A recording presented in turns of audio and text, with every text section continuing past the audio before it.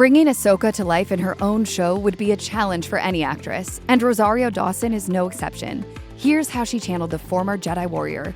Being a Jedi isn't easy. On the plus side, you gain the ability to basically move things with your mind and wield a lightsaber. On the other hand, you're discouraged from having romantic or familial bonds. Grieving sort of frowned upon too, even when it concerns the death of your Padawan or losing a student to the dark side.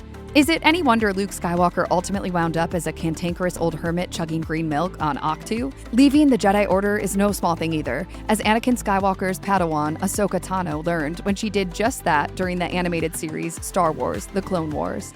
I walked away from him, just like I walked away from Sabine. Despite the culture shock of going from living as a space monk her entire life to having to make ends meet working the Star Wars gig economy, our girl Snips eventually found her footing, even joining the rebellion along the way.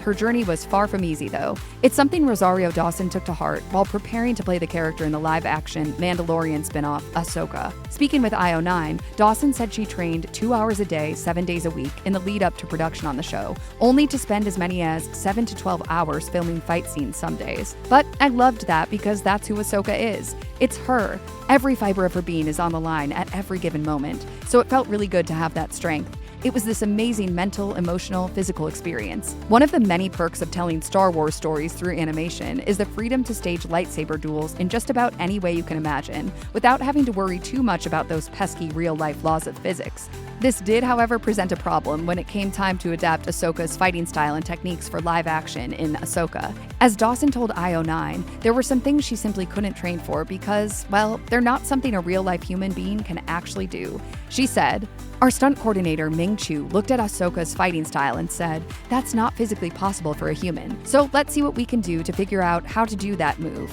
We tried to do as many stunts as possible practically."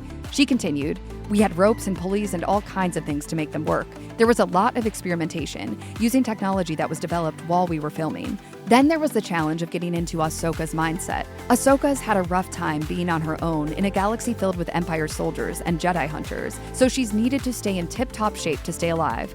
Dawson explained, "I did everything I could to be physically prepared every day, trying to get a good night's sleep and eating well. I've mentioned it before, but Ahsoka is not some character I can just play and then dismiss when I take off the head montrals. It's been a lifestyle shift in connecting to her and performing her. She's in me. The proof is in the pudding on this one." As lovely as it would have been if Ahsoka's longtime animation voice actor Ashley Eckstein had gotten to bring the character to life in live action, Dawson has quickly succeeded in putting her stamp on the role. Her iteration of Ahsoka is more wizened than her animated counterpart, her past mistakes and regrets weighing ever heavy on her mind, as they do to everyone as they grow older. Speaking to Entertainment Weekly, Dawson compared the post-Rebels Ahsoka to Gandalf the White from Lord of the Rings. Ahsoka's showrunner Dave Filoni and I talked a lot about Gandalf the Grey and Gandalf the White, talking about that transition and how she's someone very capable and excellent and looked up to as a leader, but she still has levels of development to go. Ahsoka premieres August 22nd, 2023 at 6 p.m. Pacific, 9 p.m. Eastern on Disney+.